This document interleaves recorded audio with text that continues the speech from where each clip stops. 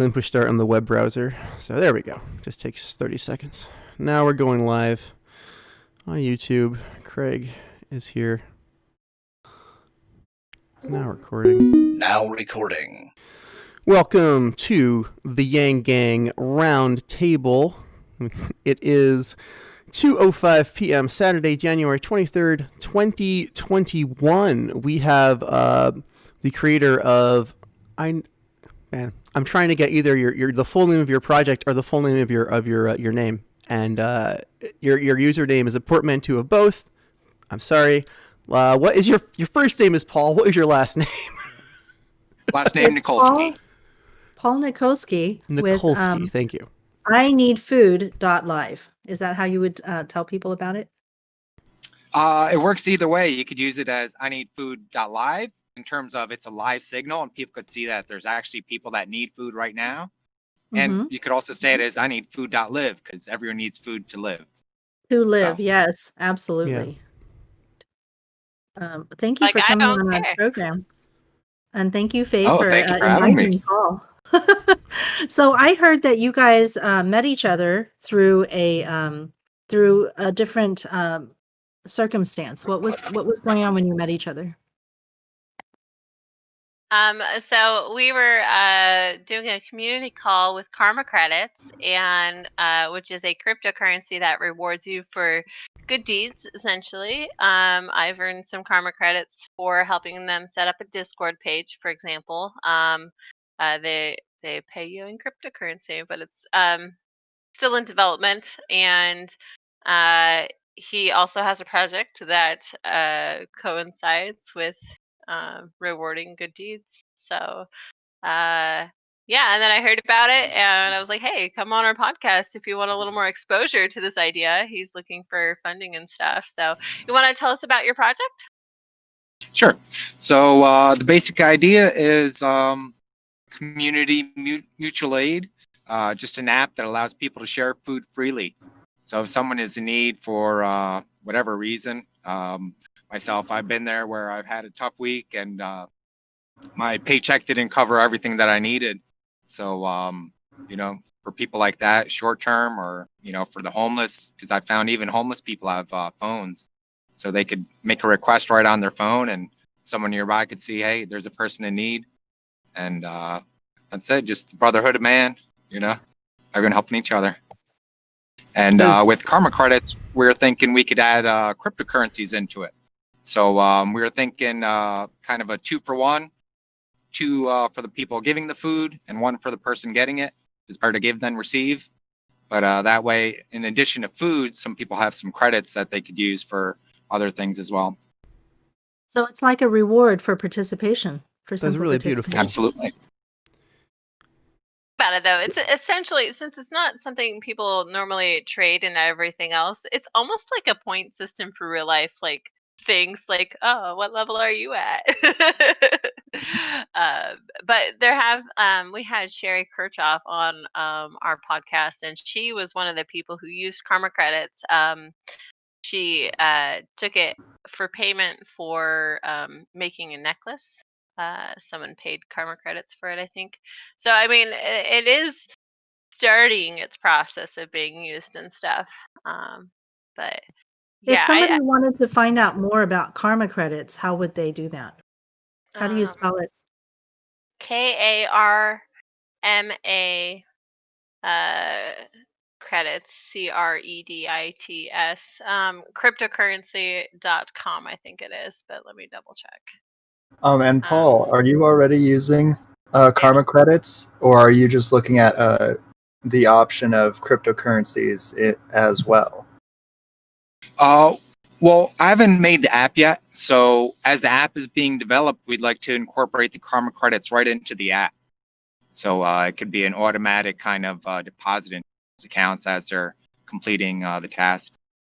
And like Faye said, with Karma Credits, like the I Need Food app would be a great way to show kind of people what they've been doing.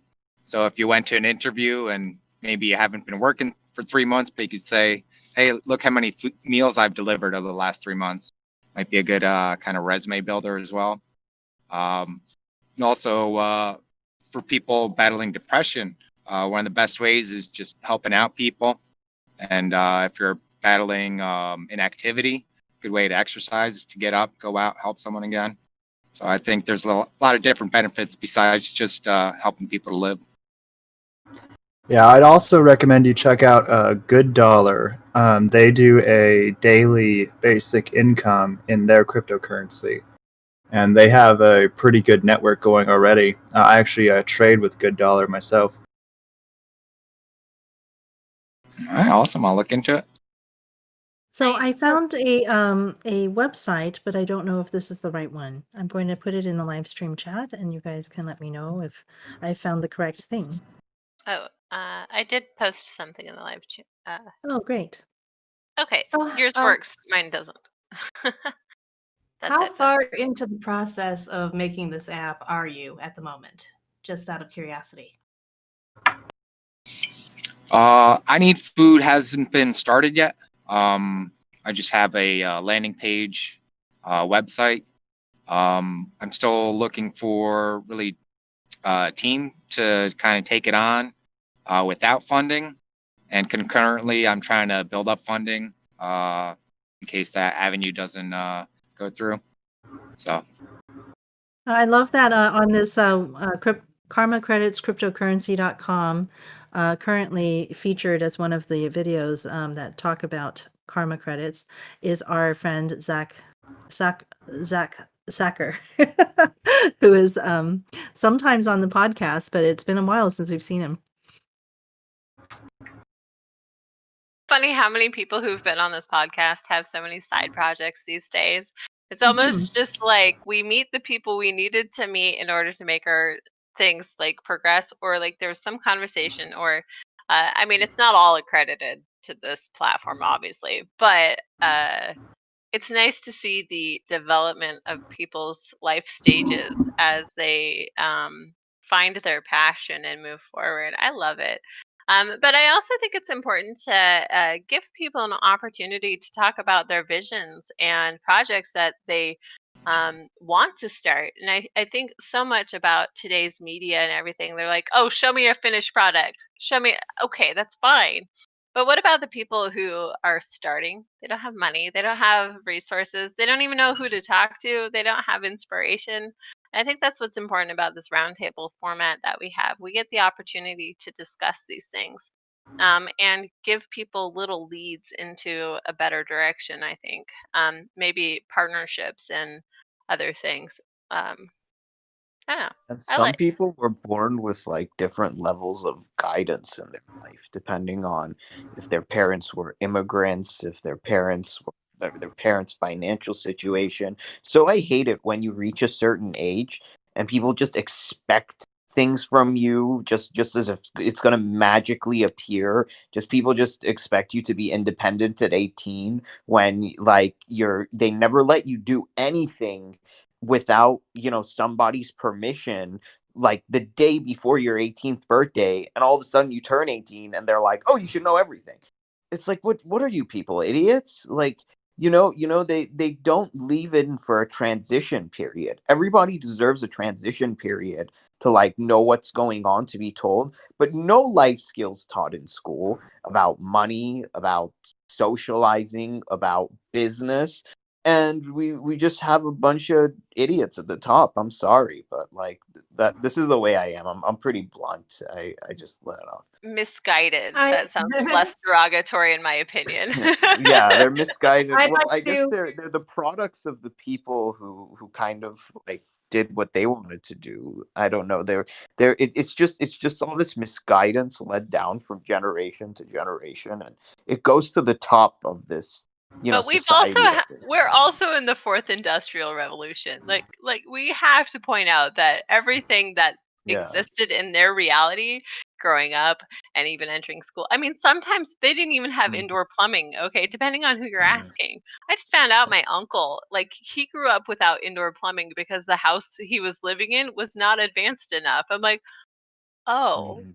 And my grandparents, oh, they definitely. My grandpa made it to 8th grade and he like made his own living and everything else, right? But he didn't have a house with electricity even. So we have to recognize we're still living in an age that's very close to bare minimum anything from what our parents started, and we're just scrambling to figure it out. Just gonna put I'd that out like there. to bring the conversation back around to the I Need Food app for just a minute and point out that this is a very timely thing.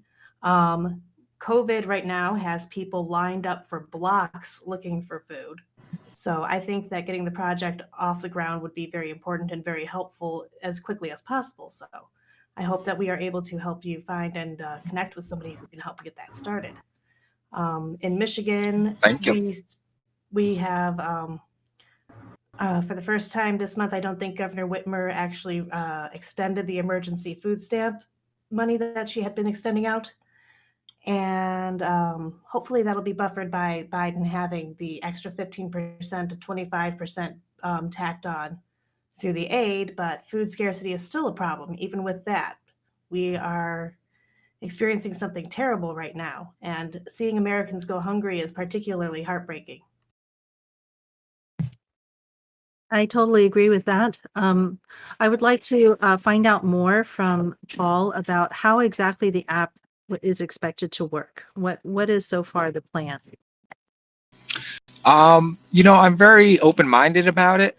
My only goal is really just connecting people with food to people without it. Now, I kind of originally thought it would be something similar to an Uber clone, where someone can even say they have it and someone else can volunteer to deliver it if someone doesn't want to deliver it on their own. But I'm very much open-minded as far as what is to come of it. As long as we connect people to the food that they need, that's really my only requirement for it. Okay, so it looks like based on your website that you're also looking for app developers. Oh, of course, that's the biggest need right now is a development team to take it on. Obviously, if they could do it without any kind of funding, that'd be, great. But I understand that's kind of difficult. So something I want to point out about just backstory a little bit. I don't have money either, and I try to do a lot of things. And one of the biggest things my advisors tell me, because I have advisors from a lot from this podcast, really, but they're very direct about wanting specifics of like, okay, where is the vision? How do we set the target, and then go for it? Hearing open-minded as a approach probably is not as big an interest. And I had to get more focused in with the vision, and they kept They kept every time I said, "Okay, it's this." They're like, "That's still too broad." It's this. It's still too broad. So I'm just gonna put that out there. And for some things that I have seen within my family network that they're very involved in community service, so I'm just gonna pull from their thing as advice or at least an inspiration, if anything. Um, so they work from a few different angles. One is they have a church that has hot meals every, I think, Thursday. I think it's called Lost and Found Cafe. And so they have people get food that way. But they also have they work out of a thrift store where they collect food from grocery stores and put it at this thrift store, and it's like super dirt cheap for this thrift store, and that's called Treasure House. And like each family is allowed to get like a box, and they can grab food off the shelves and stuff like this as well. But they have people involved in the church actually go pick up the food from the grocery stores, bring it to this one central location. But the problem my grandparents face is nobody knows about it. During this pandemic, they actually had a surplus of food because nobody even knew they existed. So part of that is getting the networking messaging out there as well. And but they partner with churches. Churches seem to be the biggest ones on top of this kind of thing.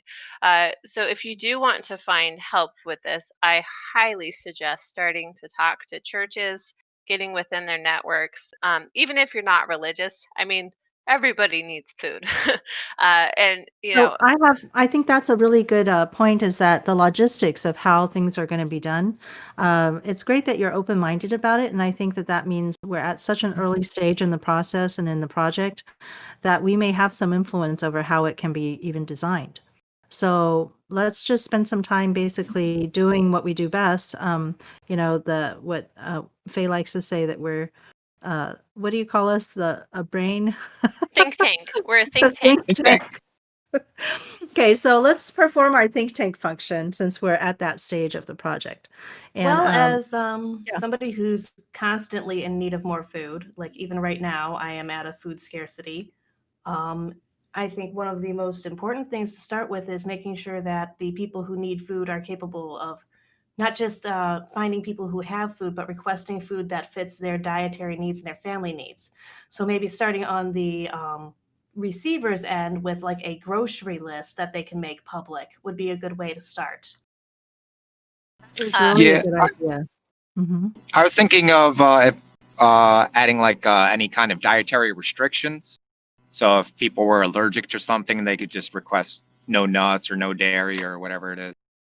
But I think Mia is saying that it could be like a wish list style of matching people up, is starting with the demand, right? Because oftentimes what we have in this food situation is people are offering things. Well, I have this, so I'm going to offer it. Anybody who wants it, come get it. But that actually doesn't take care of the people who need the food very well, because it doesn't start with their needs.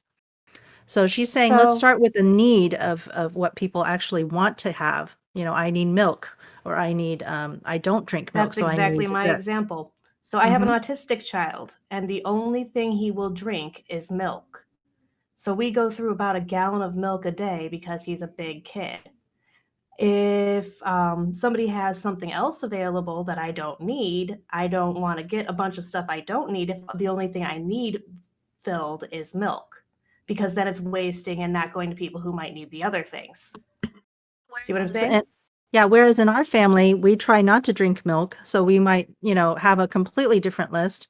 And so oftentimes we'll go to a food bank where they're offering free food. We don't know what they have available. We show up and then they say, here's the box. They just want you to take the box home. And you look at the box and it's like, oh, it's filled with dairy.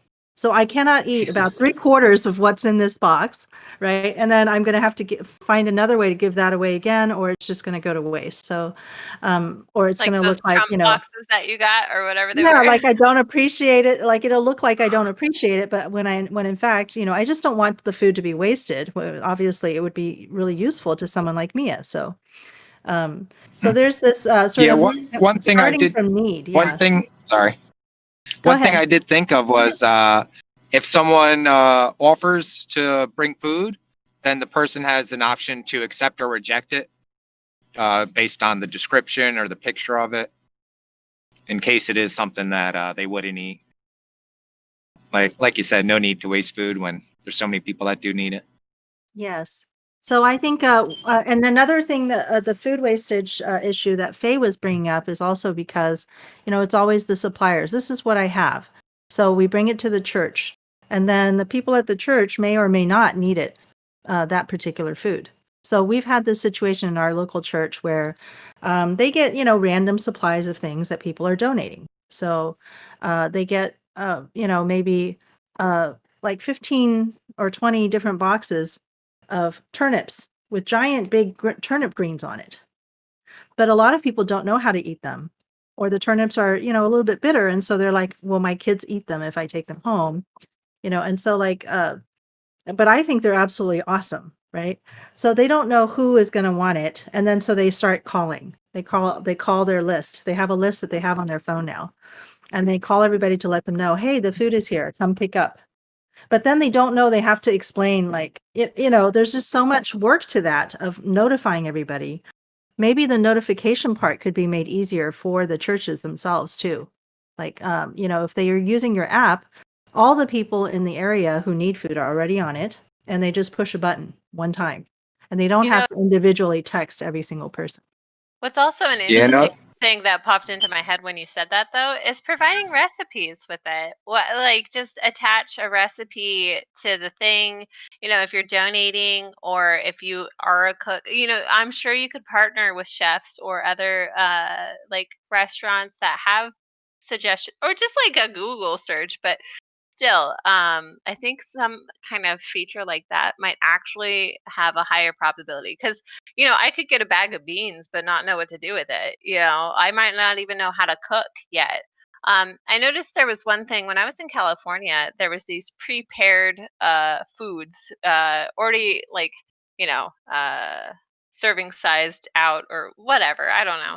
Prepackaged how to do things for food, and it was much easier and more incentive to actually do it because you had the recipe, you had how much you had to use, and an idea of what to do. I'm not saying this would be the that's a lot of work for a developing So, app, like, yeah, especially. Yeah. that actually happened, Faye, after the turnip greens came out and I took them home, right? And I was thinking about this problem, like probably a lot of people didn't show up to the church to take them because they're like, oh, what do I do with these, And so I found a recipe that made them very, very delicious, I thought, and really took the bite out of it. And so I sent it back to the church, right? But now I'm thinking, but she's not going to text everybody, she's not going to text the recipe to everyone, but just for next time maybe. But it's still, that I think the recipe idea is something that could be easily, accessed if, when you provide some sort of item like that, you could explain how to actually cook it. yeah, I think it's a good idea. What other thing I just thought of was instead of just individuals signing up for the app, like you said, a food bank, an establishment can register as a place to receive food, and yeah, it could really help streamline their inventory if they just need milk or just need a certain thing. They can put it right on the list, and then people know what to deliver. Is a lot of people don't have communication networks. The other thing is a learning curve with any app. There's a million apps, right? And there's so much learning. And every time there's a new one, you gotta have a learning curve, even if it's a simple app, even if it's intuitive. But if you're broke and this is a need for now, I think there are particular apps that you might consider learning to use as a tool to start the process, even though you don't have a computer programmer to make what you're talking about. Discord is a great platform for communication and connecting other people's discords. What you could do right now is encourage different food banks or churches to get connected on it and then interconnect these different Discord channels um, through a link that doesn't expire. You got to change the setting. But then that way they start doing the communicating on their own. And then you can post the links to the recipes. You could have links to, even how to go to these things. If you want to do this and get it out as quickly as possible, I think starting a framework of getting people communicating is probably a good first step. And Discord is used by a lot of gamers, okay, but it's also used by like podcasters like us. But it is something that won't die. It's free to use. It's going to be around even beyond our death, most likely. It could be outdated and upgraded, obviously. But I mean, for now, it's a great platform to consider.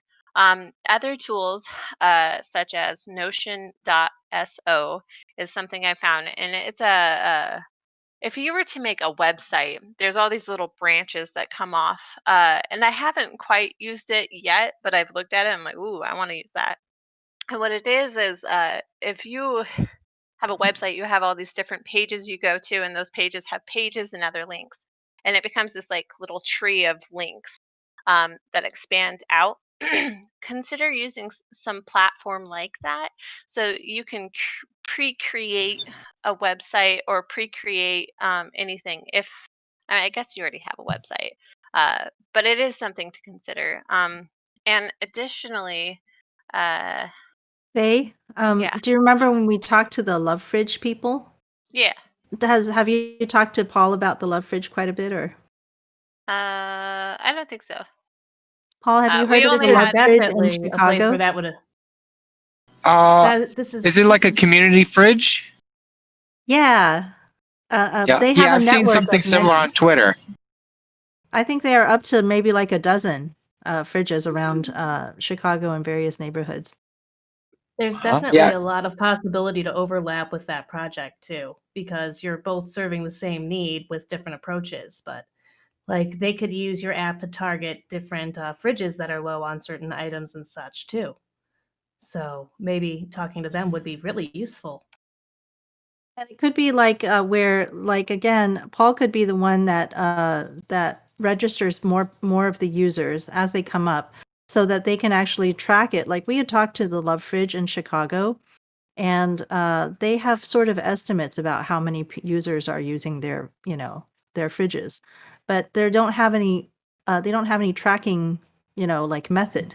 So like I was suggesting maybe they have something that for example, knows when the door is opening and closing, or if something is being taken out, um, something like that. But having good statistics and numbers would really help a project like that, just because people love hearing the math and the statistics, and are more likely to contribute and help when they see that it's something is useful. So if they had an app like yours in conjunction with their service, they could track how many users were using it. They could track how what types of food are actually needed and what types of food are being requested, and if the food is matching up correctly. Lots of things like that could be a very good, very beneficial. And then that could just be the first step. That could be round one, and then the app can improve itself. And for the next iteration, bring in the next phase, maybe food banks and stuff. But you probably go live before you have it completed, because it's always going to be an evolving project. I'll bet. yeah, it seems like it. Yeah. One thing I was thinking is having like a QR scanner as an option, so that way you could really kind of track, packages from the giver to the receiver. So each time a package moves from one person to another, each person would scan Just it. scan it right on their They phone. scan it and Yeah. they know where it's gone to. So, just as a suggestion, probably rewatching this episode. Maybe I'm just mansplaining something. Rewatch this episode and take notes, and actually like download some maps and stuff.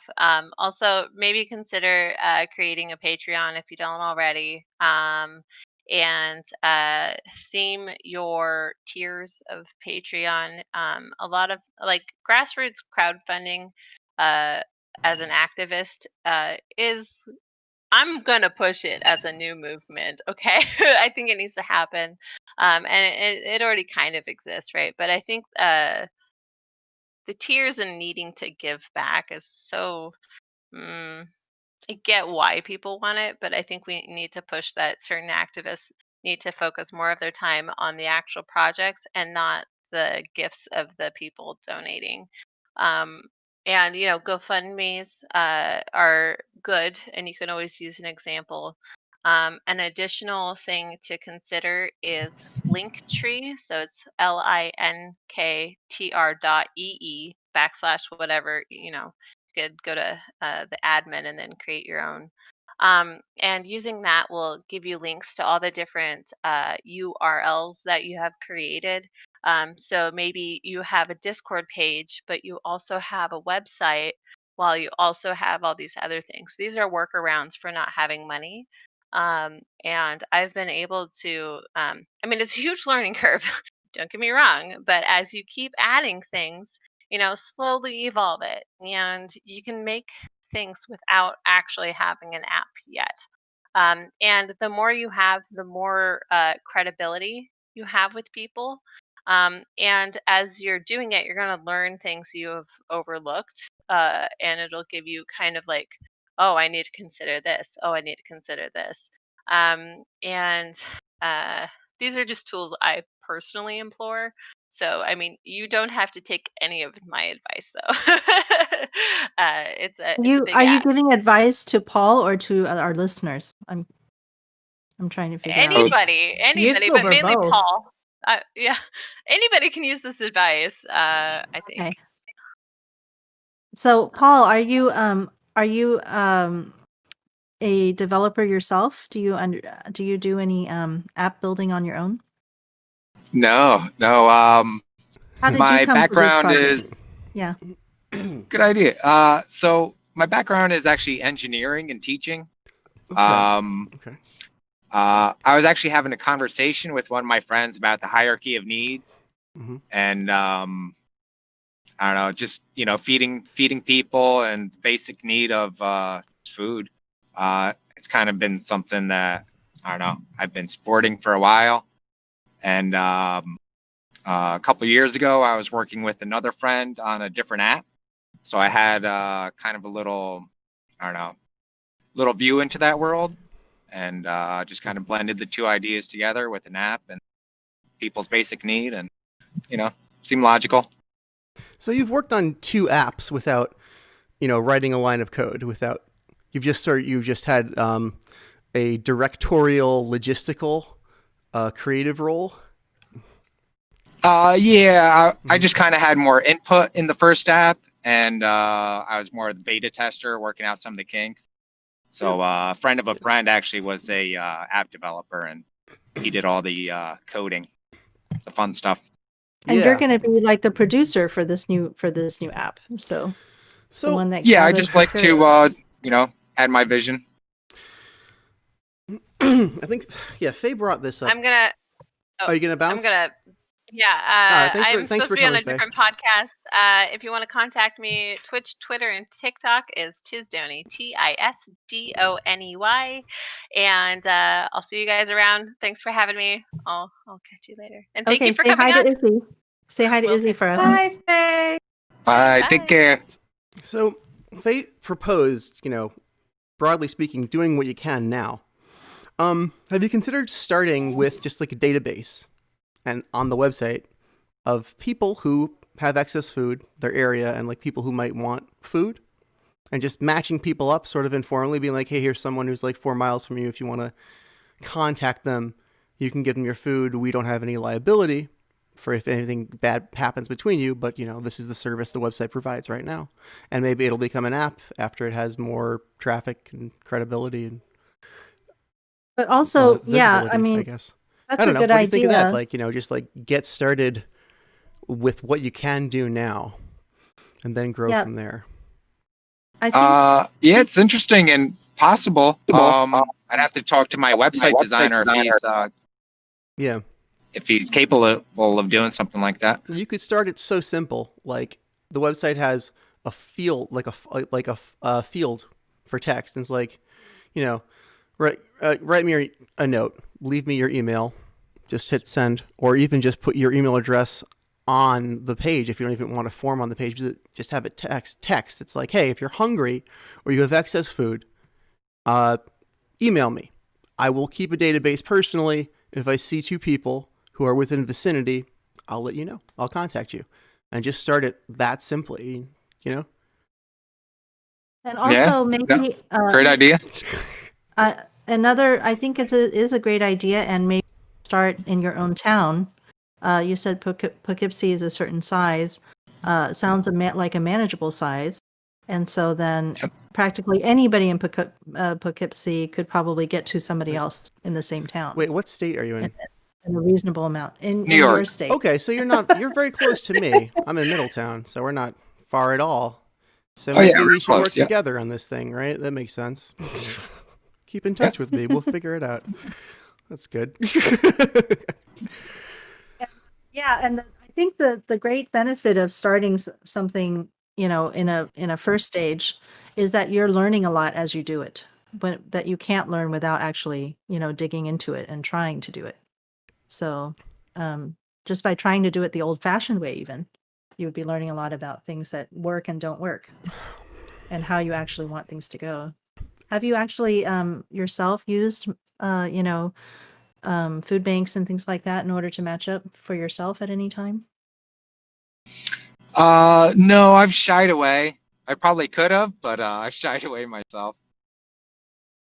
Okay, so that could be a good way to just start exploring too, is like we can for me, just I've done food banking on both sides of it.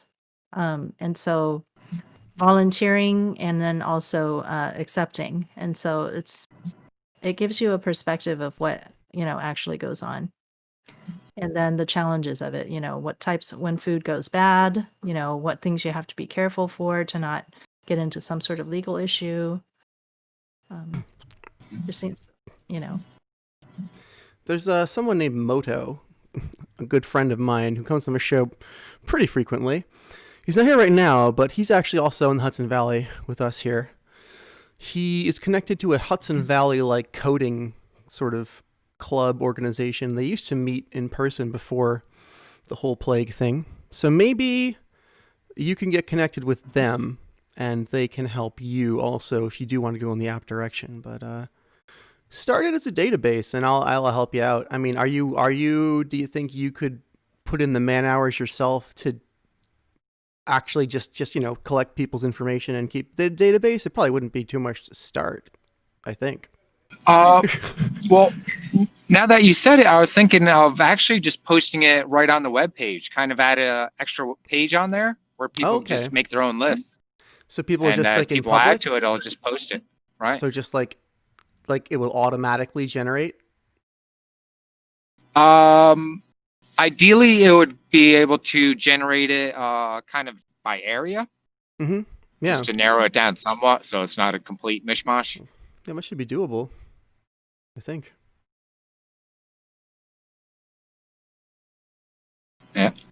Yeah, so I'll actually contact my guy today and That's cool. see if he's up for the challenge. All right. I mean, we'll be friends on Discord, or come back to this Discord too if you're whenever if you need. I don't have to contact me, I guess, or anyone here. I think Shayla is saying that there's this group that he's talking about. Maybe have people in it who would be able to help you with the coding and so forth, and maybe even some of the time. Is that right? Yeah. Shayla? It's the local coding club that Moto used to go to. I've been there a couple times too, so I'll try to hook you up with those people, and maybe they can help you. Yeah, that'd be great. Yeah, as soon as we're done here, I'll do that. But we do have and then an hour left. And then my contact information is right on the webpage. So if you need to contact me, you could just get my information right from the webpage. Yeah. Yes, I didn't we're mean to gonna signal we're out of time or anything. We're not anywhere close. Yeah, to we out of can time. share I know that. this is like an end of the episode type conversation. I just didn't want to forget. We can Right on. share that. We can share that. We'll share his information at the episode. So, Paul, do you have time to spend with us? Do you have another hour to spend? I sure with us? do. Okay, Yeah, great. absolutely. Great. So I wanted to hear more about how you ended up. So you've done some things having to do with apps, and you really wanted to deal with this particular need, this human need. Why did you pick food rather than something else? Well, I have an idea for food and shelter, but that idea is far more complex. My idea is kind of building these domes of water, and the outside layer would heat up from the sun, maybe some concentrated sunlight, which would produce steam. And now with steam, you could create electricity. So now you have hot water, you have clean water because it's been boiled. You could even filter it. And with electricity, you could even run cryptocurrency mining, which would produce currency. And I was thinking these things could kind of be like homeless shelters. So inside you could have a shelter as well as a garden, even fruit trees growing. And with the cryptocurrency, then people can actually get some kind of income, a little residual income staying there. Sounds very beautiful. It is, but obviously it's far more complex than just making an app. You said you come from an engineering background. Yep. So, Yeah, I so, studied chemical engineering and worked for a small kind of battery fuel cell company. And so this idea that you have isn't just some sort of utopian dream. It's based on actual engineering principles that you've learned in your studies. yep, absolutely. Hmm. That sounds really interesting. So, but Okay. you felt like the app would be something that would be easier to put together and faster to get started. Yeah, yeah. Very interesting. So I don't know if all of our humans are here with us. Is Ariel and Sheridan? Are you all here? Yeah. Okay. You're So not usually this quiet, Ariel. yeah, I'm that's why I was surprised. like surprised for a Right. minute. Yeah. No, there's just been a lot on my mind lately, so just like Mhm. listening and stuff. Yeah, Yeah. I just did this like big thing yesterday with this guy, and I was just talking about the ways I fell for this like online like education product overpriced, and it wasn't worth it. Long story. But yeah, this is actually pretty interesting. So it's just like free food. But then like how, how would people know like who's the person in need and who's the person providing? It's just they say that on the app, like I have food and I need food, and then they get connected with people in their local communities or something. Yep. Yeah, it would be just described on the app. So there would be a receiver side and a sender side. Another thing I And was with thinking things was like just having a star system, so people kind of know if people are abusing it or not, so they could kind of assess what's the person's need. And I think something like that would just be helpful. Yeah. I think like I think that can be done for like they have so many apps, but like for job for like doing some work for money too. Someone can just say, "Hey, I need a little help with this thing I have at home." Of course, you'd have to like get one level of trust. But the thing is like the traditional job market just pisses me off so much because it's so like so many things in the way of like it's not like, oh, can you just get this job done? It's like, okay, like they have a process of like making you fill out all these applications and doing all this paperwork before you can finally get your foot in the door. And if like the process of just like making money or doing a favor to get some money could be like streamlined through apps, and it wasn't just like giving people rides in Uber or delivering things, it was actually like doing something for a person. I think that would be a really good step in the right direction too. Have you Because seen like TaskRabbit or anything, Ariel? yeah, I think, but how is it that like like what kind of tasks are on TaskRabbit? Is it just delivery and driving, or Putting is it things different stuff? together, helping fix small items, like small maintenance things, maybe mowing a lawn if somebody can't do it. Just small Okay, tasks. I see. Yeah, I think there's Yeah. another site called handy.com, which is Hmm. similar. I was Yeah. actually wanting to ask Paul if, when you decided to do this, if you did a bunch of research into, what's already available there, what people are already developing. Have you done any of that sort of field work? Yeah, I mean, I looked what I could. I didn't really see anything, that was too close to this. I did see something recently where stores were giving away their expired food, and there was an app that was allowing people to connect to it. I downloaded the app, and there weren't actually any stores in the area, so that is kind of brand new. Seems like a great idea as well. So that's when Shale started the show, he actually mentioned that he thought you might be somebody else who had actually done something similar. So Right. Shale, So maybe you saw that app. Yeah. maybe you could share the types of things you've seen. It seems like you've had some experience research. Okay. I don't remember the name of the app that I saw, but I saw an app, I think in 2016, that was centered in, I believe, Toronto, pretty small scale, and it was just to hook restaurants that were throwing food away up with people who were hungry, and it looked like a great idea.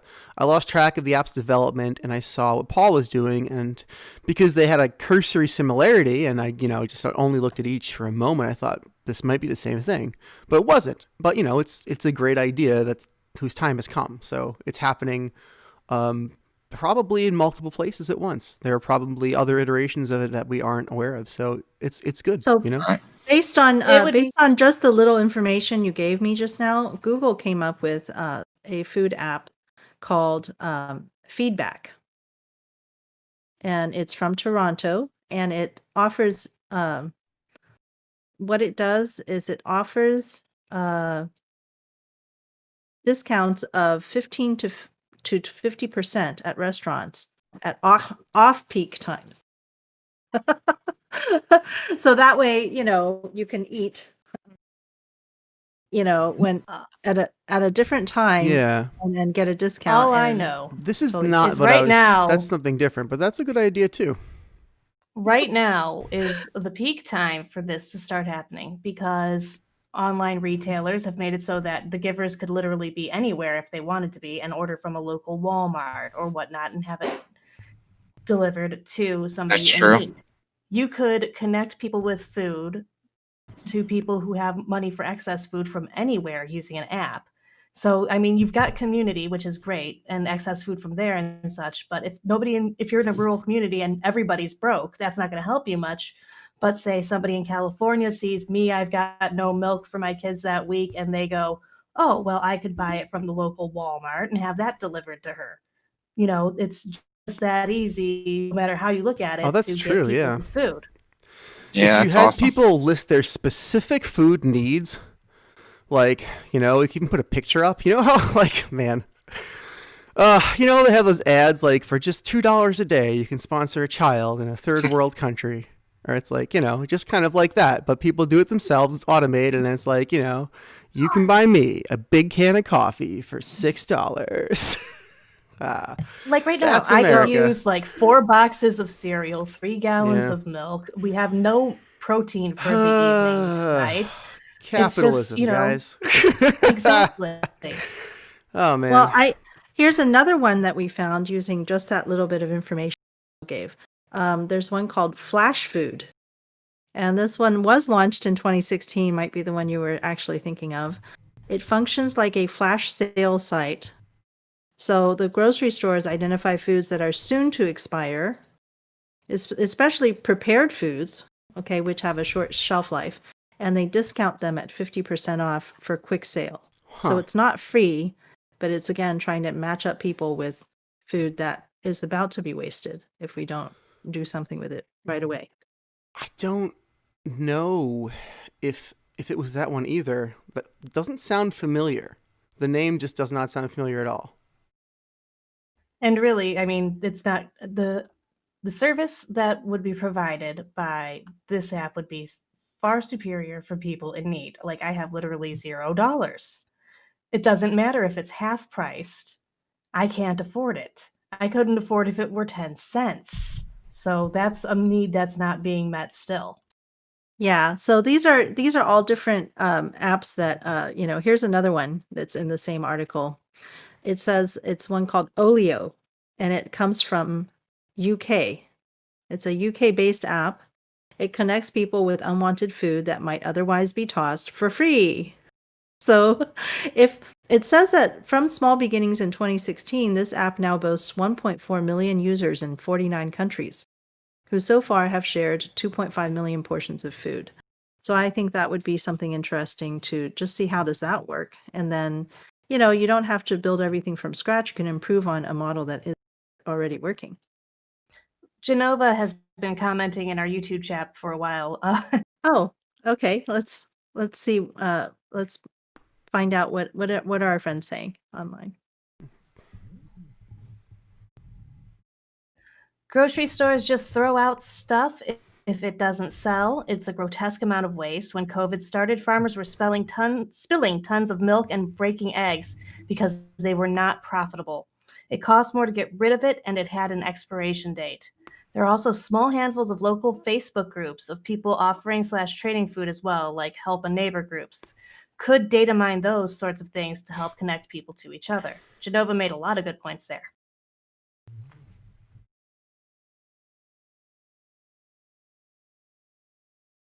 So what do you think about did you say Genova or Geneva? I think it's It Genova. looks like Genova. Genova? Okay. What does our guest think about that? Oh, Paul has himself muted for a moment, Paul. so we cannot hear you if you're trying to speak. Does anyone else I want to make appreciate a the response? comment. I agree. I think Facebook groups where they're doing trade and such would be a great resource for Paul to look into to see how they do it, for one. Like, you're going to want to have examples of how things go. Oh, and it looks like we lost Paul. And back. Is he back? Well, Sheridan, are you here? Someone Owen BRND asking if that person yes, if you I can am. join us on the Okay. Discord. So I'm going to go ahead and make a link for. Sure. Yeah, have them Alright. join us. Oh, welcome back, Paul. Sheridan, I was just going to say, thank I was going to see if you wanted to talk about your campaign at all, but Well, I did have a few comments about the interstate food needs and supply concerns. For example, I really think it's kind of ridiculous to have a family in California purchase food and then send it to a family in Kansas.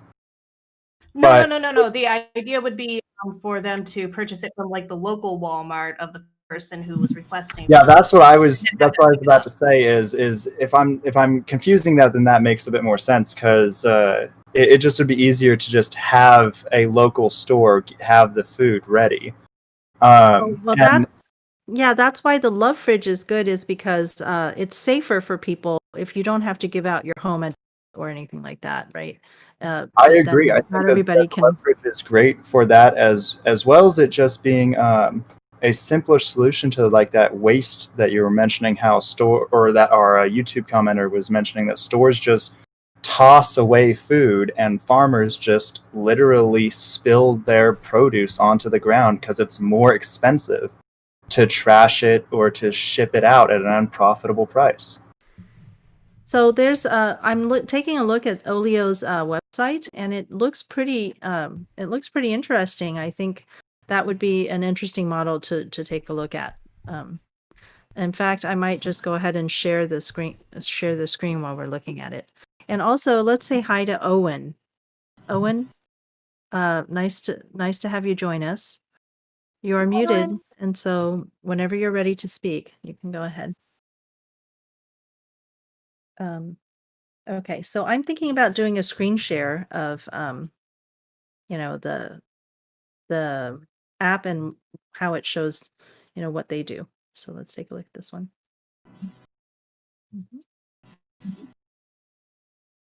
All right. If you're interested in taking a look at it with me, go ahead and click on the button there. All right. Is it working for you? Can you all see it? It's working. All right. So it claims to be the #1 free sharing app. That reminds me of like FreeCycle, which we used to do by bulletin board. And I think some people are doing it on Facebook now. And people are saying millions of people are giving away food and other household items to their neighbors free. And so it has a lot of some graphics to explain why you might want to give away your things, or why people would want to give things. And it seems to have 3 simple steps. Add items. You snap a photo, you set the pickup location. All right, it could be home or a safe place or a public location. Then you can choose who to share with. Okay, and again, you've got the star ratings, verifications. And then you can get a notification. You can read the user's profiles. And number 3, happy sharing. Feel amazing knowing you've helped save the planet and made a neighbor's day. So what do you think? Is this similar to what you were thinking about? Yeah, no, that looks great.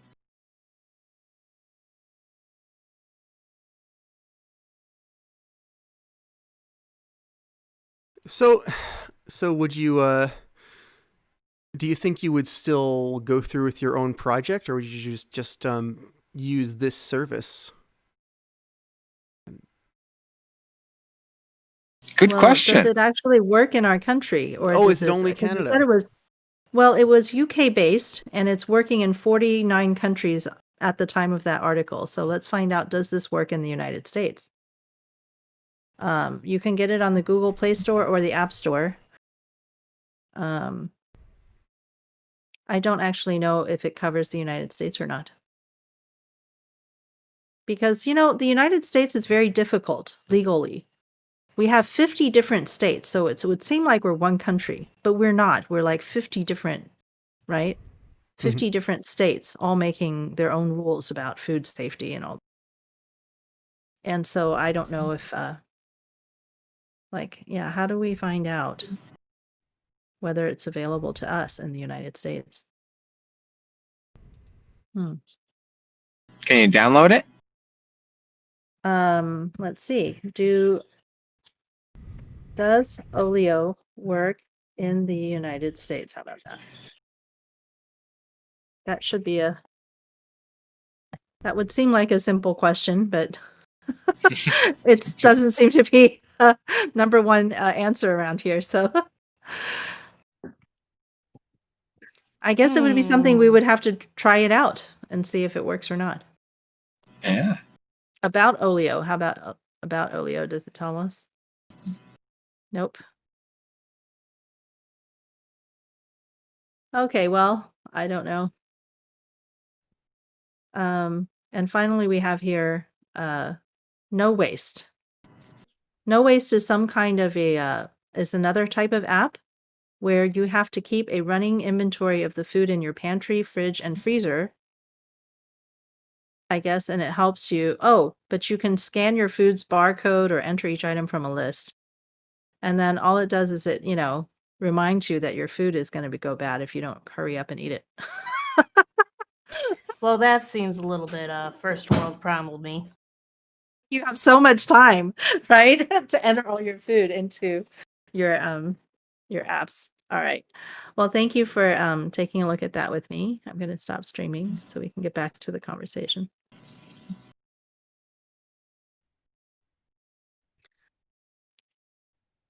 And so followed utter silence. How's it going, Owen? Would you like to speak? We have seen your eyes several times, so that was interesting. Anyway. Okay, perhaps we're just being photobombed for a second. That's fine. or That's fine, Owen. Discord Welcome to the bombed. show. Owen, would you But like to have $2,000 a month from the government? That's for a good existing? question. I think you deserve it, Owen. What would you do with $2,000 a month from the government? You could do so much with those eyes. You could Photoshop them. You could buy software. You could take videos of them in the highest definition, pristine, sublime videos. Just wonderful eye videos, and you could put them on YouTube. Well, back to the there you go. Look at that. Olio There it tab. is. Thank you. Anyway, go on. So with the Olio app that we were looking at, would you want to do something just like that or something a little bit different? What kinds of things would you improve on or change? I think Olio just seemed more open-ended. It's because it wasn't just about sharing food; it was about sharing anything, right? No.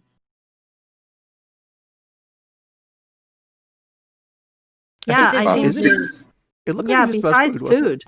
No, besides food, I think you could free cycle other things. Yeah, so it seems like an awesome idea. Yeah, I'm actually looking forward to seeing if I could download it and actually use it. But yeah, looks great. Yeah, I would definitely be interested in downloading it and seeing if there's any everybody in my area giving away food. That'd be great. So I doubt that a lot of things that work in the big cities have special challenges when it gets out to the rural. And so, like, uptake on apps is generally low for new apps and stuff because, again, it's like, what are the chances that somebody else in Palestine is actually using this app where I live? And so you might, download it once and like you said, you try it, you're like, there's nobody else in my area. And so you take it off your phone before, more people join. So that could be an issue that would have to be addressed, early on. And I think that actually, if you had that option of the family in California, like Sheridan was saying, if the family in California who's in a big city can still send you food in the rural area by somehow, purchasing something at the local Kroger's and just having you go pick up, that would be pretty cool. Because then, then you'd be like, okay, I live in a rural area, but somebody in the big city who has money and who's willing to help me might be able to do that.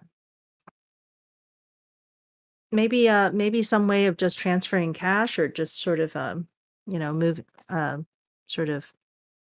Well, the nice thing about the Yeah. I Need Food thing is I know a lot of people are, particularly since we're actually all broke for the most part, careful about giving away money because money Mhm. can turn into anything, right? Yeah. And that's a great idea for a UBI, but on a personal basis, you want to make sure that if you're giving up what little you have, that it's going towards a good cause. So the nice thing about having an app where it's directly food instead of money is that you're ensuring that it definitely, if it's a personal sacrifice, that it definitely is the personal sacrifice you were trying to make. Mm. Indeed. One other thing that I've come across is some people that need food don't necessarily have the place for food storage. So, when they need a meal, they just need a meal, and they don't really necessarily have anywhere to cook it or store it. So an app like this can kind of help them get something to eat when there's maybe no other sources available. Mm. And Jeremy in the chat, and he says that I believe this comment was retracted by YouTube the first time he said it or something, because it's got a message that says message retracted, and there's nothing else. Just Jeremy left a blank thing. I said, hey, your message was retracted. So I guess he rephrased it. And he says, check out Scott Santon's reading of The Tyranny of Kindness on YouTube. The current corporate food bank donation schema is a racket. It is a corrupt racket, he says. So we'll check that out. I believe it. Wait, what is the Definitely corrupt don't doubt it. racket? The Wait. current corporate food bank donation scheme is a racket. Oh, he says, I think it sort of is because, what corporate food banks are there? None come to mind. But I believe that if there are corporate food banks, they're doing it wrong and exploiting people where they can, because that's what a corporation does. I think maybe take a he look just at- means that they're cooperating with the corporations just to Yeah, that might even be it. No, I haven't. No, I know what this is about. For example, when Trump gave out food and he put a letter in each of the boxes, and the food was donated by Cisco or very, very large corporations, basically. So what happened? Cisco got some sort of write-off for providing all this free stuff. That was probably going to go bad if they didn't sell it, right? And so they put it all, they put these boxes together and they got some sort of benefit. They wrote it off their taxes or whatever it is. They declared it a loss and they're getting some kind of benefit. And humans that were eating hopefully also received some benefit. Unless, of course, they were just giving out a lot of food that people couldn't use, which is some of that, happened to us. And so, and then Trump got a, benefit because he got to put his name on it. But here, this is from the White House, right? He gained political advantage by being the president at the time he gave out this food. So in the meantime, how many families are really cooking up canned chickpeas? Well, I would, right? And probably a lot of families that are really probably did, but I'm just saying it's corrupt because small farmers who are maybe trying to donate their probably don't get as much of a benefit somehow. I'm just thinking that somehow corporations can take advantage of these systems that are easier for them, and less possible for individuals who just want to donate food to their neighbors and stuff. So I can't get my kids to eat certain things, and chickpeas, that is definitely a no-go. If I get a can of that, it's just pointless. Oh, I think they're delicious. So yeah, that's the thing, is like each person is different. You can't just give people a box and say, oh, here you are. You write off the full amount. And the person who receives it, I can eat about this box because I don't actually know what to do with the rest of it. Right. And so the food is still being wasted. Anyway, I was thinking about another thing with the food sharing. If you have some food that you can't cook or you can't use, and we've actually had people on our podcast who said, well, I have food stamps, right? But I can't use my food stamps because I don't have transportation to actually go and get the food. And you can't use the food stamps right now during the pandemic. They've just started a trial with Amazon Fresh. And I was all excited. Oh, Amazon Fresh in my state is working. But when I go to use Amazon, there's no Fresh in my area because Amazon Fresh is only metro. It doesn't extend out to the rural communities. So they can send me Yep, some that's the stuff problem that, I had with that too. right? So even when they're and they're only doing it in a few states. They haven't gone national. So they're piloting this in a few states. And so anyway, there's a lot of people with food stamps that, like you said, maybe can't cook the food. Well, I can get, the same thing over and over, but I can eat sandwiches every day, So it would be neat if the app was able to match up people with food stamps, so I can actually buy the food, but I can't cook it and I can't do certain things with it because I have nowhere to store it. I can't get to the place where I need to use it, whatever. Maybe we could make those food stamps actually more useful to people by matching them up with somebody who can help them cook it or help them get to the store or, do the things that they aren't able to do. And that could be like a more long-term type of relationship. It could be like, well, we hook you up and then this is your buddy. This is your food stamp buddy. They have a fridge space that you can use. They can drive you to the store on a regular basis, or something like that. Yeah. One thing I was thinking with the app is once people are in Connect, then there's really endless possibilities as far as what relationship comes of it. So obviously, some people that want to help with more than just food, and if they could connect with someone that needs more, then hopefully this is the start of that. Yeah, so it could be like your app could be different if you were actually thinking about an app that builds long-term relationships for people, where you kind of partner up with somebody who has, because chronic problems with food insecurity. Kind of a donor sponsor thing. Yeah, and that would actually be less work once you actually have a good pairing, or multiple pairings for people, and then it's like this person is taken care of for the long term and they don't have to, every day visit the app to do something.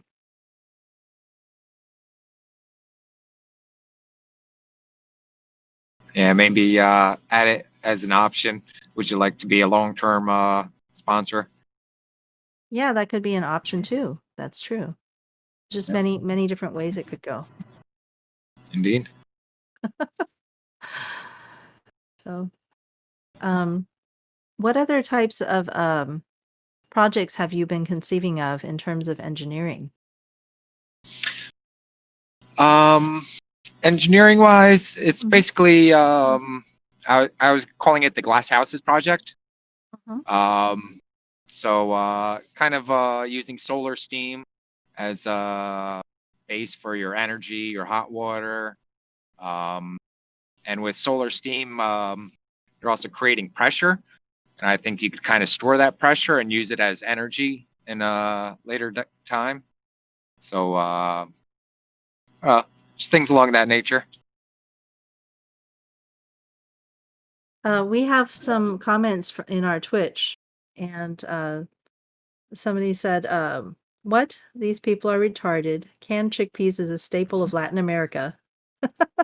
And this person Well, who I said live in race- Michigan. I like canned chickpeas. I will eat them raw. I just open a can. Let's open a can of chickpeas, drain it, and put on a little like oil and vinegar and a little salt and pepper. Good to go. A little garlic powder if you want. Well, Or you can cook I'll it. eat them, but my kids won't. That's the problem. Oh yeah. Well, Uh-huh. yeah. That's a tough sell to the young ones. Well, I think they're delicious personally, so it's hard for me to, you know. But then again, when I was little, I used to watch this show called well, I used to read a book, a comic series called Mafalda, and it was I think Argentinian in origin, and it was very famous, you know, in that area. And but I read it in Chinese after translation as a little girl. And so here I'm reading about it. It says this little girl hates soup. She just hates soup. And I had never heard of a child soup in Taiwan. Like it just wasn't a thing, right? And so I could never understand why she wouldn't like soup. Like I thought this was the craziest kid, you know. But then later as I got older and I understood that cooking was different, right? In Argentina. Argentinian cooking was different. I was like, oh, it might be a specific type of soup where you put a lot of things in it, you know, and there might be things that little kids are not used to, or, you know, might be prepared with like too many ingredients, you know. Whereas in Taiwanese soups, it's more tends to be just a very clean broth type of thing. And so I was like, okay, I'm starting to get it now. So maybe the type of cooking, the way that people prepare things, you know, can cause a different Well, reaction. It definitely does. I mean, I live in Michigan. The things that we are exposed to here, I'm poor as shit. You know, it's mostly ramen noodles for us. You know, I don't know much about these different types of foods. I have a very limited diet, really. We eat the same thing every day to try and make our budget stretch. Uh-huh. Yeah, well, I mean, I think this person was upset that we didn't like that we talked about canned chickpeas. So I just wanted to let you know that happened. Well, I'm sorry. I don't like bacon either. You can persecute me for that if you'd like. That can be the next thing. Yeah, I think it's more a personal preference for the kids, you know. And also in every country it's different. Like in my country, in Taiwan, chickpeas would be delicious. I don't see anybody would not like that. But it's probably not very common just because it doesn't grow, I don't think, in Taiwan. So it just wouldn't be something that would be available. So, but I think the attitudes that people have towards food are definitely different in different countries. Like in the United States, I find that a lot of kids don't like their food to touch each other, which I'm always think that's really weird. like, how would this kid would survive I was in a that Chinese kid. family? No, yeah. When I don't know why, but I was like, if it has touched, it's contaminated. It's no good. It's not one thing or the other. It's something different. It's an abomination. Get it out of here. I loved as like a 3-year-old. I just like my favorite lunch was like cottage cheese and canned peaches. But if they touched, that was off. It was disgusting. Absolutely. I hate it. Just Like they had messed each other unthinkable. up. They Unthinkable that I would Uh-huh. eat them had they touched. But separate. Yeah. I That's only exactly want what my I wanted foods every to mix day. if I they're don't know. meant to mix. Yeah. I don't know. Casseroles are great though. Right. Yeah. Now Casseroles I'm are now great. I just Shepherd's shove pie, anything in my mm. mouth. Yeah. Yeah, casserole, whatever. Just you know, just melt things together with cheese and starches and oils. I'll eat it, but not when I was a kid. I don't know. So, but that's I find that I think that's actually a kind of cultural, like you would think, well, it's just one kid's preference. Yeah. But I find that I don't think there are any kids who do that in the Chinese eating, because in There Chinese must be. eating, you eat together. Well, first of all, we don't even have, we don't have children's plates Mhm. when you go to the restaurant. The whole Mhm. idea that children have a different set of foods that are more limited in It's a scope creation than of the the free full menu. market. It's a new market that we can capitalize on. Yeah. Like parents would never think in China or Taiwan that we should give the children something else than what the adults are eating. So that already is very different. Like the idea that there's a children's plate and that there's a smaller menu to choose from. Yeah. That would be cheaper. Like Well, we would be like, no, they eat the same thing we do, right? Like, in we just- Tristan's case, there's always a separate menu, right? mm-hmm. Because like he will not eat the same thing as we're eating. He will. It's so hard to get him to eat vegetables. I have to like slip them into other things to do anything, or he'll literally spit it out. He'll throw it across the room if he doesn't like it. So how about a person who's similar to Tristan? What if they were, born in Chinese culture instead of American? How would that be handled? What would happen? I wouldn't know because I don't remember any example, right? Mhm. As a kid, I certainly didn't see much of it, and I came to the United States when I was 6. And then I can't really imagine what would happen. So I think some of it is cultural and some of it is of course going to be a personal preference for each person. But there's a really interesting thing is, of course, food banks are not built for ethnic eating, right? Yeah. So if I wanted some Chinese food that I never ever get to get because I'm in the rural area and we just don't have a Chinese grocery store or any sort of Asian grocery store here, I have to basically drive to Dallas before I can find a grocery store with Chinese ingredients. If I want to make Thai food or something like that, we just don't have that stuff here. So why would a food bank stock it? And then the food banks, if they stock anything like that, then people who don't know how to cook with it would be like, what did you give me this for? Like, what would I do with this curry? Do I eat curry? What do I do? So there's like, I think actually for an app like this would be, really preferable to a food bank if you could somehow, indicate that you would like to, occasionally get some ethnic food that was, to your ethnicity, or just somebody who's an adventurous eater who wants to try different. It'd be really great if you could do that. Surprised that you can't get to an Asian supermarket within driving distance for you. It's driving distance if you call 2 hours. No, it's 2 hours away. Driving distance is 20 minutes tops, 25 minutes tops. That's ridiculous. I have like at least one within like a 15-mile radius of me. I think I have one that's not Asian. I have one here in town, like Pan-African. Yeah. So that, because I they don't only have that. had That's one. exotic. They only had one store, so they were Pan-African. It was probably run by somebody who was, more associated with one culture. That's just a random thing. That's just a Yeah, real, it's not because Africa's very that's large. An interesting aberration. That's very cool. And yeah. And then when I went there, I couldn't use it. The thing is, I got there and I couldn't use my food stamps. Yep. Right. Yep. Because they it's are a too small boutique. store. They weren't and I don't approved know by the state. I don't even know how they get approved, right? And who knows? I think some stodgy old person comes and goes like, "Oh, you're shoddy enough for the poors. Here you go, approved." They went to this African store. They're like, "What is this? This boutique exotic foods? No, the poors shan't shop here. To Walmart with them." So like I would have been like 100% ready to like get started learning about African culture that was, but then I found out I couldn't afford it on a regular. Yeah, so that it was sucks. like I just gave up immediately.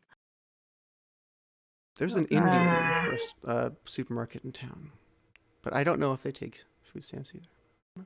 There's so many places that I would shop differently if I had the kind of funds to do so. I would love to really vary up our diet a bit more. Right now, it's mostly pastas and breads because they're cheap. They're cheap. It's easy. Like I can buy like 5 things of noodles for the cost of like a few fruits, and I need to make my food stretch for the whole month. Mm-hmm. Like it's 7 days before my food card comes back in, and we're down to nothing. So like we're stretching rice, we're stretching ramen, we're stretching peanut butter, and what little is left is like down to bare bones, but you make it work. And the way you do that is by buying the cheapest, most horrible stuff for you can. Yeah. Have you ever like calculated what number of dollars per meal you could actually spend if you used just your food Uh, stamps? if I use just my food stamps, and I've had to do that some months, especially before the Yang Gang was willing to help me, I Mhm. think it's something like $2 to $5 a meal for each of us. Per person. And yeah. And part of that is because my husband doesn't get counted as a child care or as a caregiver, even though Mm. he's at home making sure that Tristan is taken care of too, because he's a 2-person job. Mm. So he doesn't get food stamps. So we're technically a family of 4 getting the food stamps for a family of 3. Mm. Now, can you get disability for your son? My son is on disability, but his disability is being used to pay for the home we're living in, the electricity, the water, the kinds of things that keep him safe and off of the streets or out of a home. And it's certainly not enough to pay for an adult to not go to work. Yeah, he gets less than $1,000 a month. And so our family of 4 gets food stamps for 3 people and and under $12,000 a year. And that's what we're living off of in Michigan. I think children are counted differently than adults in terms of how much they get for food stamps. So it's not like 3 adults on food stamps. It's like, right? I think it's I'm not less for entirely kids. sure what the calculations go out to, but Yeah. regardless, if they're only calculating the food for 3 people and you've got 4 people, you're going to have food scarcity.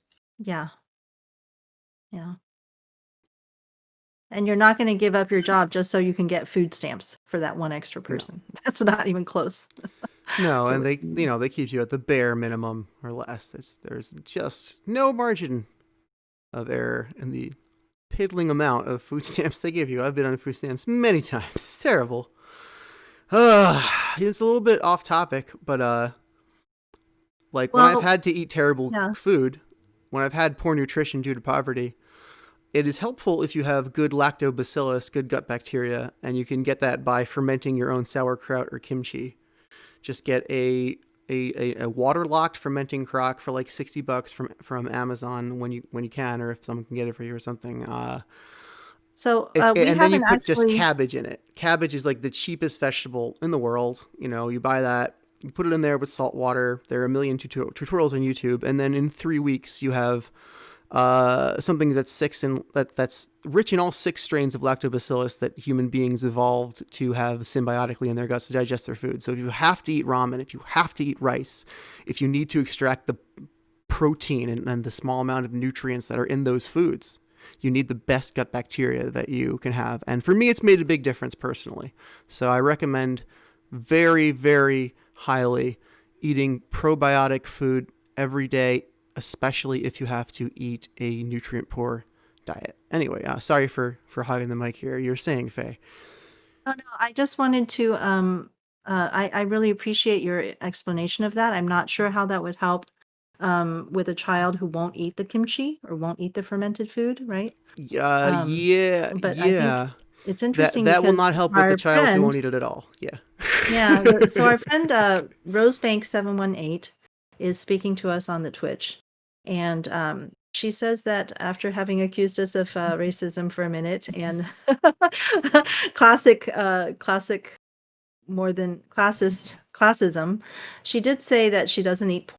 And she says that her only question is, wouldn't UBI ultimately drive up the cost of everything, which effectively cancels out the benefits of increased income due to basic supply and demand and greed?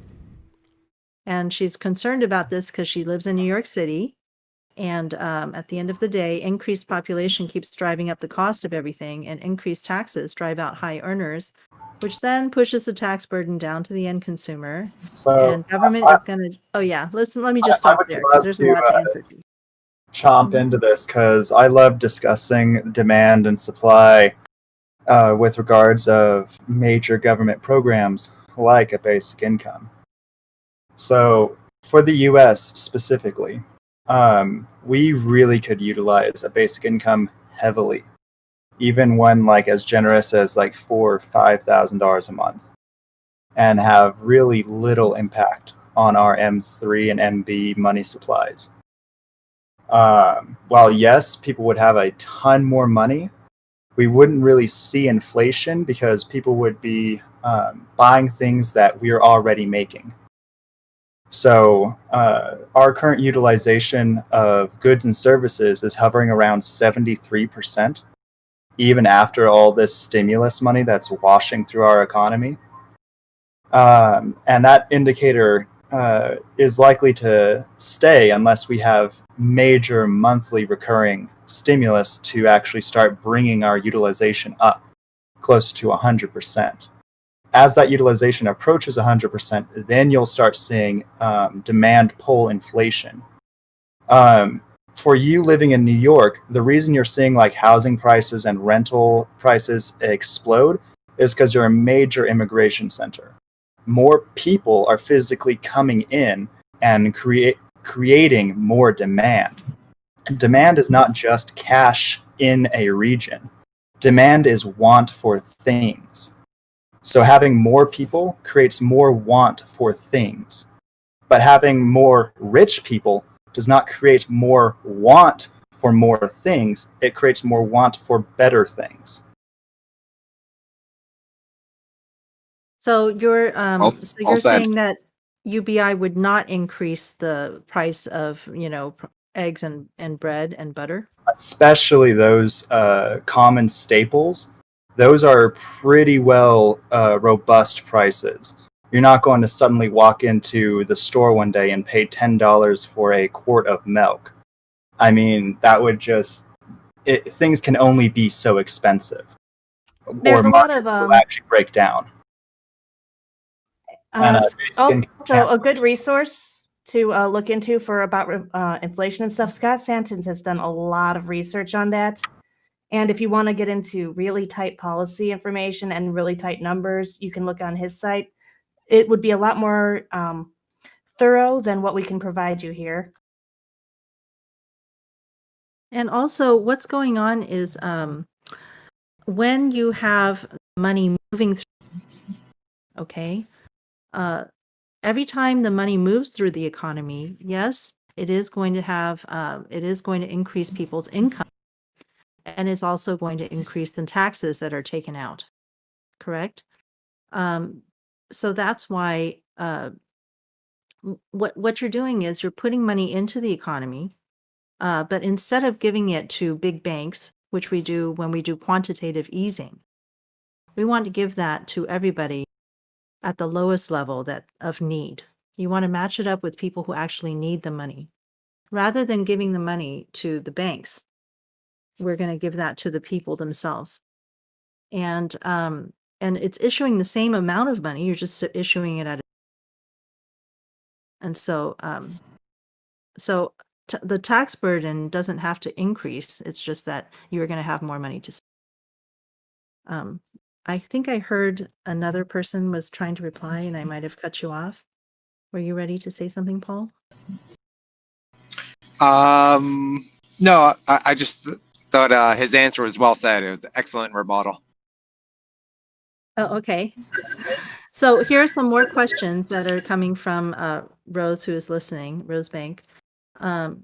Says, government is going to give out UBI, rents go up as well. There really is no point. It's putting a Band-Aid on a gaping wound.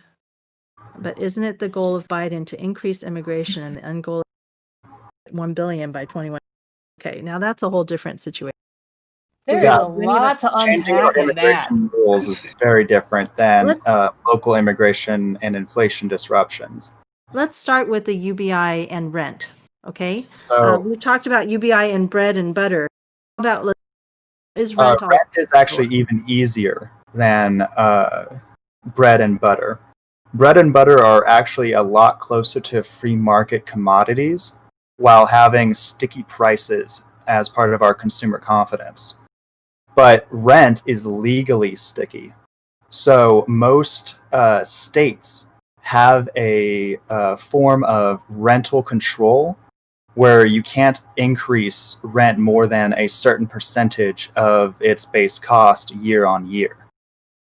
And courts will enforce that. You can't overcharge a person on a same contract. That's why you'll see a lot more evictions or a lot more people getting kicked out of apartments and rental units, because landlords can just kick out a tenant and bring in a new tenant on a different contract at a much higher price.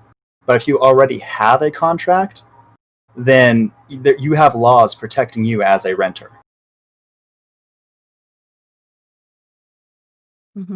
So you're talking about zoning can help. I have a different idea about what really helps. I feel like with the UBI, the reason that people would not see their rents continue to go up is because UBI allows you to stay in place or to actually move out of the cities.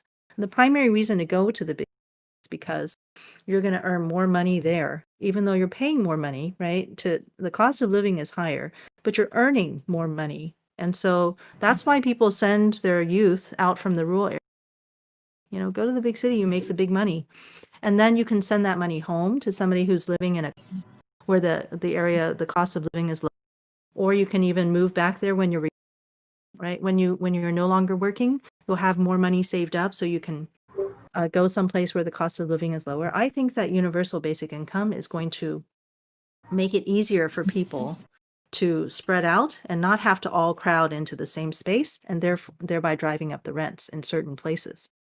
Yeah, I completely agree. One place that I think will see rents rise rapidly is the shadier rental companies like trailer parks or mobile home development areas. Those companies already run really sketchy, to be generous, sales tactics to achieve what they want. So they would absolutely use evictions and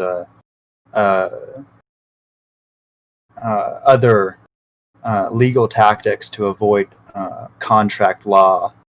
So UBI is a really good social program for bringing people who are in bad situations out and into a better situation. Another thing to go our ahead. work situation. I'm just going to finish up this last little idea. Especially as remote work is becoming so much popular, it's really driving a lot of people out of the cities, like en masse. And I think UBI would just put a razor's edge on that.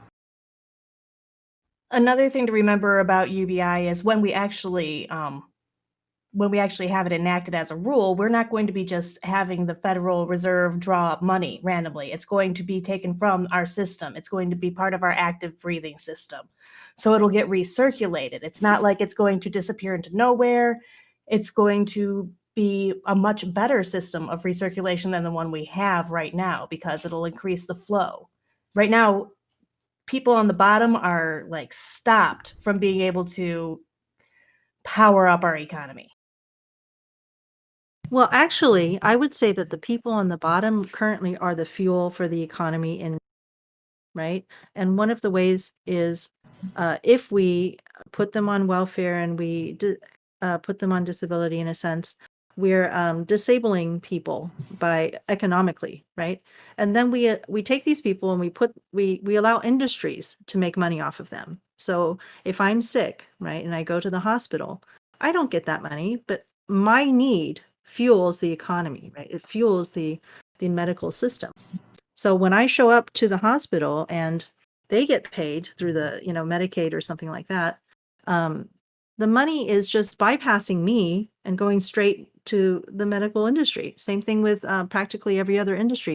What we're doing now is we're making people helpless to affect change in their own lives and to do have any sort of control over their lives. But meanwhile, all of these needs still need to be met, right? And so what we do is we say we don't trust the individual, but based on the individual's need, right? Food stamps go straight to a corporation, right? They bypass me only, and they only help me in the sense that I do need, but I don't get to have as many choices because the cash didn't come to me, so I did not make as could have chosen to buy my food at a small farm, but hey, they don't take food stamps. The corporation does, though, right? I could have used my stamps to I could have used my money in order to buy something like a stove so that I can cook better tomorrow. But it bypasses that, right? It bypasses all of my judgment how the money should be spent. It bypasses anybody who's not prepared to take a food stamp. And so this is what we're talking about, is like we're just changing the way that human needs are met and respecting humans.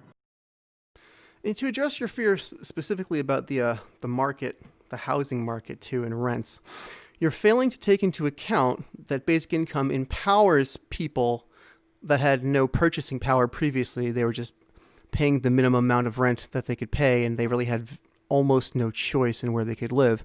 If they have enough money to get together and buy a house, they have an alternative to renting that gives them some power to enforce reasonable rental rates.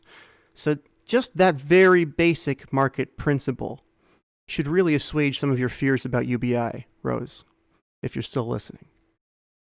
Yes, Rose is still here, and Great. she's making some other Thank you. comments. I will back up Rose, especially if you're living in a extremely urban situation like New York. Getting a fixer-upper, as Yang said on the campaign trail, is kind of a slap in the face. Even with a UBI, because the land prices alone, not just the cost of a house, even if it is decrepit, the land prices are so remarkably high that you'd have to save for many years of a UBI between many people to really like actually put down enough to aside from like a first time homeowner's loan where you can get it down to 10%, then you would only have to save like a year or so between a couple of people. But most mortgages require a fourth of the value down, and that's a lot of money.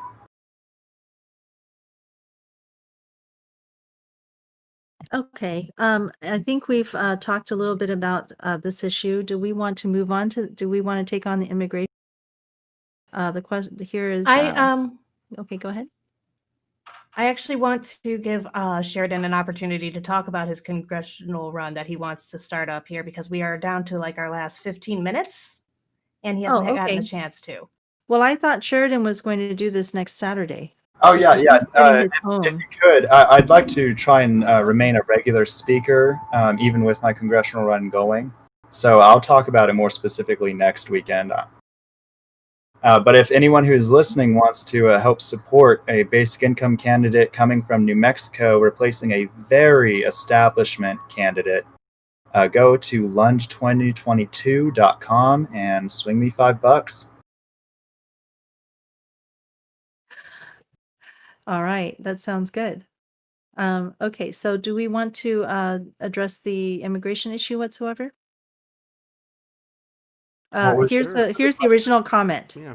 Okay, isn't it the goal of Biden to increase immigration and the end goal to cap America at 1 billion 2100? What? He wants to increase immigration 1000% at least. What does this have to do with anything we're talking about? That's why I said that was a lot to unpack when I first heard that. Why ask us this? I'll take my quib bite at it, because it's the same quib bite I have at the overpopulation concern. We need people. We just functionally need a ton more people. Like, to do the advanced technical industries that we're about to break into, especially space exploration, we are going to lose millions of people doing these industries because they are so extreme and so dangerous. And we are going to need them, as in people are going to die. Well, getting into space, yeah, I do believe so, especially in the established space industry. I mean, That's really dark, Sheridan. I hate to be this dark, but there are some real fundamentals of distance, authority, and capitalism that we've seen historically. And space is so much more difficult and so much more barren. We are going to have to understand there's going to be these edge cases. And it's going to be at a scale. These edge cases are going to be major. Not to mention the medical needs of people who have been spending long periods of time in space. Yeah, that's honestly going to be the largest chunk, because we're going to have to solve cancer essentially by 2050, I imagine, if we want to seriously expand our space industry. Because going beyond Earth's magnetic shell is radically dangerous. Radically dangerous. More dangerous than even standing near Hiroshima when the bomb went off. I will be right back. I'm going to help my husband with a little task here. Be right So back. how is Okay. space exactly going to be monetized if we're gonna go there? I mean, how's anything monetized? I With don't- transactions, individual value, free market wants. What is the value that's out there in space that the free market wants right now? There's space mining. I was that going to say, happening? pretty much infinite value. Like, if you want to do anything that's at a truly massive scale, space is going to make it cheaper. Like, anything that we want to do. If Musk really wants to expand a space internet, he probably wants to have far more satellites than he even has planned to ensure continuity. And that's going to take a ton of material. I think this actually might be a good question for Paul, because aren't there some rare earth metals and lots of things that, we might expect to be able to mine on other planets elsewhere? but we are limited here on Earth. Only a certain amount really expect Yeah. China to provide us with. Or whichever Yeah, I mean, country is one thing holding it. Yeah. I've already heard is mining gold in space. So yeah, Gold. space mining is very much a future possibility, probably inevitability. There's probably more useful things other than gold could probably need to. Oh yeah, there's I shared a little while ago with the regular podcast group the $10 pentillion asteroid, and it's just basically iron and nickel. But it's still so remarkably valuable because of how much iron and nickel it has. So if we manage to even collect or even scratch an asteroid, it's instantly profitable. We just have to get the technology within a budgeting range. So anyway, we have an interesting discussion about universal basic income of inflation, right? And this is still a concern despite our answers here. So I sent the article by from medium.com by Scott Santons. And I think this is something that we still need to go over. I invited our friend here to join us on the podcast another day. So hopefully they will take me up on it. Seems to be a topic that is giving people great concern. And also, people are really thinking hard about this now because, for example, this friend of ours is living in New York City, or maybe New York State, I'm not sure. But New York City is, considering this question hard right now with Andrew Yang, correct? Yeah. So I think we need to go over this more in depth. We need to schedule a time where we just talk about, this one question, which is on everyone's mind. That's a great idea. Maybe we can invite some people. Have a big round table. We want to invite people who have questions about it, right? Yeah. That's what you were saying before, is not just people that we have already, sort of talked it out and we've all come to an agreement here on the we really need the UBI. We need people who have questions and who aren't sure about it or who are even opposed to it to come and, represent the other. I'm not even going to say it's a point of view because I feel like it's a factual thing, right? To me, it's factual. Every study has shown the same things over and over about UBI. So I'm A going lot to of say people don't pay attention to the studies, unfortunately.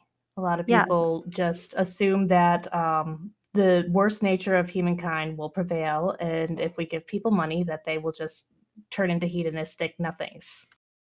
Well, that's in fact the argument that I'm getting on Twitch, that, it's because of human nature that all of these terrible things will happen. I don't think we can, necessarily, debate what human nature is going to be, but we can talk about the studies, and we can talk about, what is factual, that what are the things we actually know about UBI, and why we don't need more studies, because we already have many. So stay tuned here. We're going to schedule that at some point, and hopefully we can find more people, invite more people into the podcast who, just have a different idea about what's going to happen. They're imagining a different future. Yeah, I wonder what kind of future you do imagine if you don't think UBI is the way. What can there be? I don't know. Can this? Yeah, is the job market going to support everyone? Is the job market going to provide a thriving life for everyone in the future? That doesn't seem realistic. What else have we Well, got but UBI? It's So actually far- impossible. If you watch, there's a show or on YouTube. There So far- is In a Nutshell, and they have a thing called Why Automation is Different This Time. And it is not going to be capable of supporting all of our people. We need a UBI because jobs are not going to be capable of supporting everyone that exists soon. So our friend says that she's in Brooklyn, and that the idea is to leave capitalism and to enter communism. Well, then UBI just might be a step in that direction, my friend. I actually fight against this, specifically the word communism, especially when you talk about Marxist communism. There is no role of money, period, in a Marxist communist society. There's no class, there's no status, there's no hierarchy of skill. There's just one broad economic middle class. And basic income really is tantamount against that. To have money in our society, a function of countable achievement, more or less, is hierarchical, creates status, and creates classes. We're going to continue to have billionaires, millionaires, and even trillionaires as we roll this money out, and capitalism will be strengthened by it. This may be a redistribution of wealth, but you wouldn't call taxes a communistic action just because you don't like them. Well, it depends on how ideological you are, but I get your point. I'm a little Well, perplexed I wanted as Taxes why- are the lightest possible regulation on the accumulation of capital. It's simply not a communistic thing. It is still capitalistic to take money for the government's projects, I would want to if know why. for nothing sorry. else, to strengthen the money. It doesn't seem to track why one would claim to be anti-capitalist but willfully preserve poverty. I don't understand why you would want to preserve poverty and say, yeah, some people should have absolutely no money, but also capitalism is not bad and capitalist. capitalism is the problem. That doesn't That's- track for me. But yeah, That's why I am fighting so hard as a social capitalist for basic income. yeah. Shannon's a It's social not capitalist to have poverty around. It is neoliberal to have poverty around. It gives politicians and those who want a social cause something easy to fight for, when the real solution is just accepting humanity. I like that. Let's end our podcast on that note, because there's going to be a lot more to talk about, especially if we bring in a new person.